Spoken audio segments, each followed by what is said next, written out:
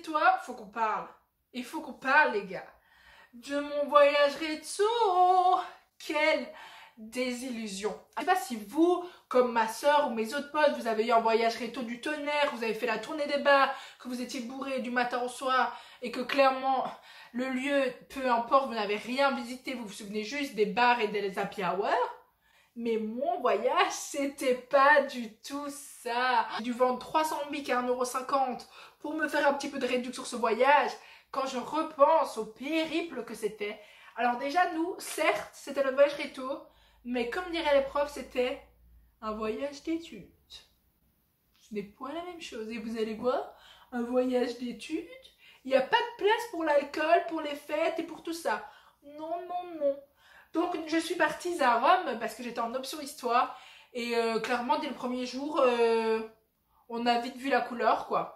Direct up au musée, hein, voilà, on a passé 4 heures dans un musée avec en plus les guides audio. On était parti tôt en avion pour au final dès qu'on arrive aller visiter un musée. Enfin non en fait. Franchement, on était épuisés. En plus, les repas là-bas, mon Dieu Seigneur, donc ils avaient prévu chaque soir un repas dans un resto là-bas.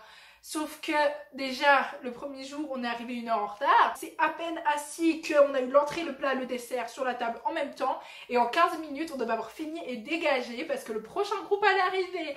Super pour un premier soir. On plante le décor. Dire tu vas passer une semaine, mais une semaine pas drôle, ma soeur. Tu vas passer une semaine, tu vas croire que t'es à PK Express tellement t'en peux plus. En plus, il faut savoir que moi, bien sûr, je faisais le voyage avec des gens qui sont comme moi, donc qui râlaient autant que moi. La coloc de chambre et mon ami, on était pareil. Vraiment, ce voyage, c'était une péripétie du début à la fin. Donc, on arrive enfin à l'hôtel, pressé de voir nos chambres, jusqu'au moment où on nous dit que la chambre qui m'a été attribuée, c'est la chambre où pour l'instant il y a les bagageries de tout le monde, donc déjà super. Je crois que j'ai la chambre top qualité. J'attends que tout le monde d'abord soit parti chercher sa bagagerie. Et puis tu te dis, bon, le premier jour, on est fatigué, chacun dans sa demeure. Le deuxième jour, rebelote, on se lève tôt et c'est parti, visite toute la journée. On nous mettait du temps libre dans des endroits où il n'y avait absolument rien à faire, il n'y avait pas de bar. On nous disait, ah, mais regardez, là, il y a un marché, il y a des bibliothèques. Non, attention, quand même, on avait du temps libre. Ouloulouloulou, on pouvait visiter le musée par nous-mêmes. Ouh, attention, grosse ambiance. Tu avais ton petit carnet et tu avais 2 heures, 2 heures et demie pour faire le tour du musée comme tu voulais. Mais on n'en pouvait plus, les gars. On n'en pouvait plus. On était tous là, assis, affalés, et on attendait que ça passe. Les profs, ils pensaient que moi, j'allais aller faire le tour du musée, commencer à remplir leurs carnets, leurs enquêtes, trouver où était Napoléon, où était ci. Non, on faisait que marcher toute la journée, pas un seul moment de répit. Le soir, on rentrait, on pouvait pas aller dans la chambre des autres, donc tu pouvais pas sortir. Ah non, parce qu'il y avait une prof devant, et tu pouvais pas aller dans la chambre des autres. Déjà là, on a remarqué que notre chambre, bizarrement, n'était pas équitable à celle des autres. Les autres avaient du parquet, avaient une belle chambre, bien classe, bien luxueuse. On avait de la vieille moquette et il manquait une commode. Chercher, on a payé le même prix, je vous rappelle. Il y a juste un jour, on a pu aller manger où on voulait, Dieu merci, mais encore, c'était une journée libre.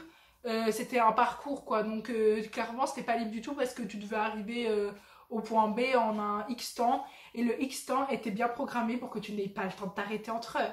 Et ces jours, les profs ont commencé à comprendre que des élèves étaient partis le soir boire des verres à l'extérieur.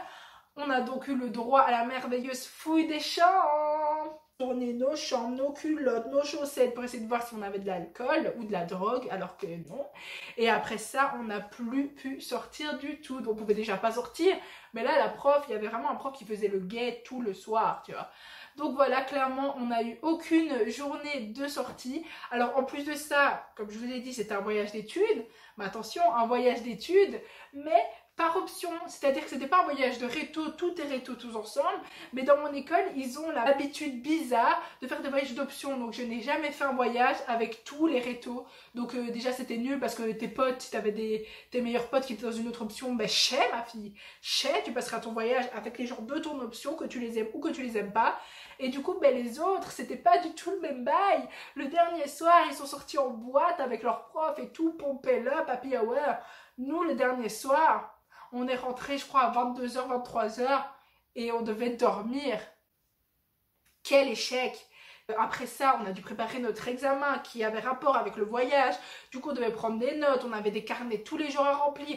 Le timing était tellement serré que même eux, ils étaient dégoûtés les profs parce qu'on n'avait pas su faire tout ce qu'ils avaient voulu. Un jour, on nous a laissé du temps libre, on a été boire un verre. Les profs étaient dans le bar à côté en train de regarder ce qu'on était en train de boire et on avait 20 minutes. Là, entre la bouffe qui était pas bonne, le voyage, on a fait que marcher, visiter et où clairement l'alcool a été plus qu'absent.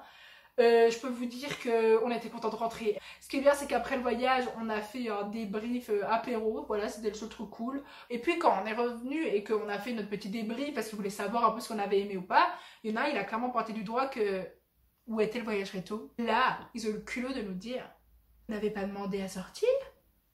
Pardon? Voilà les gars, c'était mon voyage réto. Au final, j'en ai quand même un souvenir, on va dire, mémorable. Heureusement, je m'entendais bien avec ma classe et mon option. Donc ça s'est plus ou moins bien passé. Bah écoutez, je crois que c'est tout pour l'instant. Je vous laisse avec l'instant promo YouTube. Si tu as aimé la vidéo, tu peux lâcher un like ou mettre un commentaire. Tu peux aussi t'abonner pardi. C'est gratuit. Tu peux me rejoindre sur Instagram. Voilà les gars, écoutez, moi je vous dis à plus dans le bus artiste.